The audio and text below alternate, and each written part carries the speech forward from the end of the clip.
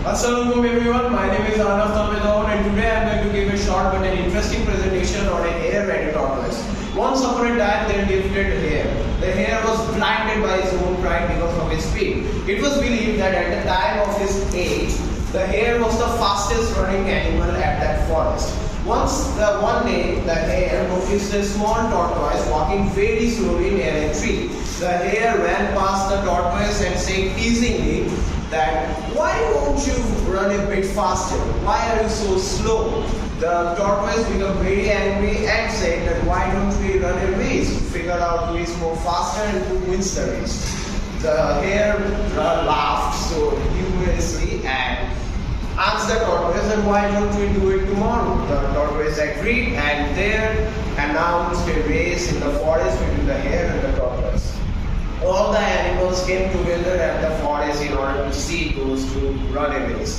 The race starting line was the old banyan tree from which they would start the race, and the ending point was the old palm tree on which they would finish the race.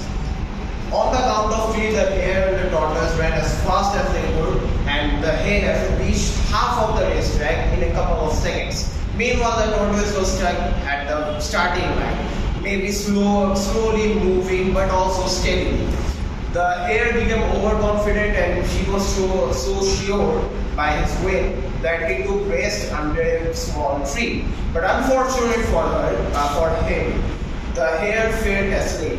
Meanwhile, the tortoise, he was running slowly but steadily, and by his consistent determination and by his consistent speed, he surpassed the hare in a couple of minutes. And just the moment he reached the finishing line, the hare woke up, and when he saw this scenario, he ran as fast as he could.